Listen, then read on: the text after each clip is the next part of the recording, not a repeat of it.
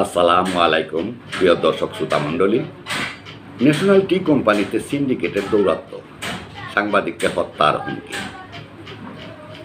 National tea কোম্পানির অভ্যন্তরে গড়ে উঠেছে একটি দুর্নীতিবাজ, মনুষ্যত্বহীন ও অসৎ সিন্ডিকেট চক্র। রাজনীতিবিদ থেকে শুরু করে শ্রমিক স্তর পর্যন্ত বিস্তৃত এই চক্র কোম্পানির সমস্ত অনিষ্টের মূলে। নিজেদের স্বার্থসিদ্ধির জন্য এই সিন্ডিকেট এমন কিছু কাজ করতে পারে যা অমানবিক ও পাশবিকতার সীমা অতিক্রম করে।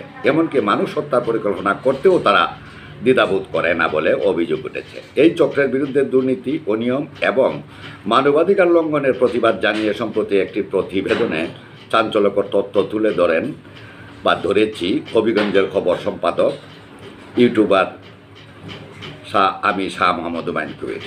এই সাহসী রিপোর্ট প্রকাশের পর থেকেই হত্যা করার পরিকল্পনা করছে দুর্নীতিবাজরা।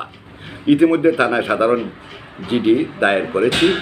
প্রতিবেদন অনুসারে ন্যাশনাল টি কোম্পানি অন্তত 12টি চা বাগান আজ সংকটে পড়েছে। শ্রমিকরা পড়েছেন চরম দুর্দশায়। বেতন বোনাস বন্ধ, জীবনযাত্রার মান অবনতশীল। গড়ে ওঠা এই অশুভ সিন্ডিকেটের রোশানলে পরে ইতিমধ্যেই 5 জন শত অভিজ্ঞ কর্মচারীর চাকরি চলে গেছে। বিশ্লেষকরা বলছেন, এই সিন্ডিকেট চক্র মানবিকতা, ন্যায় বিচার ও সত্যকে পদদলিত করে কোম্পানিকে অন্ধকারে ঠেলে দিচ্ছে। অবিলম্বে এই চক্রকে বিচারের আওতায় না আনলে পুরো চা শিল্প ধ্বংসের মুখে পড়বে বলে আশঙ্কা প্রকাশ করেছেন সংশ্লিষ্ট মহল। ন্যাশনাল টি কোম্পানি এনটিসির চেয়ারে বসা দুর্নীতিবাজ কর্মকর্তাদের নানা অনিয়ম ও লুটপাটের তথ্য ফাঁস করার পর থেকেই জীবন নাশের হুমকিতে রয়েছি আমি শাহ মোহাম্মদ হুমায়ুন কবির, হবিগঞ্জের খবর সম্পাদক, ইউটিউবার। ইতিমধ্যে প্রাণনাশের আশঙ্কায় 24 জুলাই শায়েস্তাগঞ্জ থানায় জিডি 1207 এবং 28 জুলাই মৌলভীবাজার সদর থানায় আমাকে বিবাদী করে আরেকটি জিডি 1529 দায়ের করা হয়েছে। গতকাল বিকেলে মৌলভীবাজার সদর থানার দায়িত্বপ্রাপ্ত কর্মকর্তা দারোগা শহীদুল ইসলাম বিষয়টি নিশ্চিত করেছেন। তিনি আমাকে ফোন করে জানিয়েছেন। বিশ্বস্ত সূত্রে জানা গেছে, এনটিসির এমডি জাউল হাসান, তেলিয়াপাড়া চা বাগানের ম্যানেজার দেওয়ান বাহাউদ্দিন আহমেদ ও ডিজিএম রফিকুল ইসলাম মিলে 5 লাখ টাকার একটি বাজেট ঘোষণা করে আমাকে হত্যার পরিকল্পনা গ্রহণ করেছেন। পরবর্তীতে এই পরিকল্পনার অংশ হিসেবে প্রেমনগর চা বাগানের টিলাবাবু প্রাণেশকর থানায় একটি জিডি দায়ের করেন, যা নতুন ষড়যন্ত্রের ইঙ্গিত দেয়। এই অবস্থায় প্রশ্ন উঠেছে, তারা কি হত্যার পরিকল্পনা থেকে পিছু হটেছে নাকি ভিন্ন কৌশলে আক্রমণ চালাবে?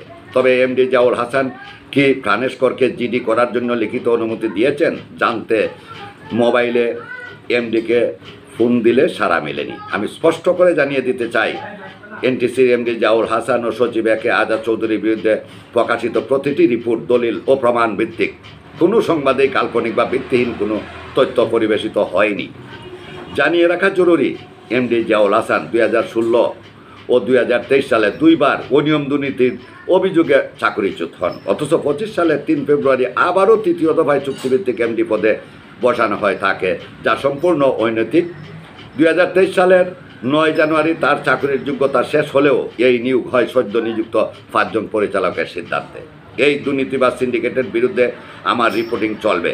যদি আমাকে হত্যা করা হয় তাহলে তা হবে এনটিসির দুর্নীতির মুখ বন্ধ করার জন্য একটি পরিকল্পিত রাজনৈতিক খুন। দায় নিতে হবে জাউল হাসান গংদের।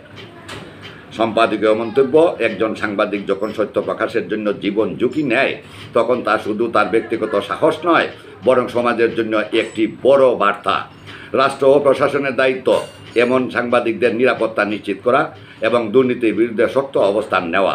সাংবাদিকের কলমকে ধমন নয়, বরং দুর্নীতির বিচার হোক, এটাই হোক গণমানুষের দাবি। প্রিয় দর্শক শ্রোতা মণ্ডলী, আপনি যদি এই চ্যানেলে নতুন হয়ে থাকেন অবশ্যই চ্যানেলটি সাবস্ক্রাইব করুন, আমাদের পাশে থাকুন, লাইক, কমেন্ট এবং মতামত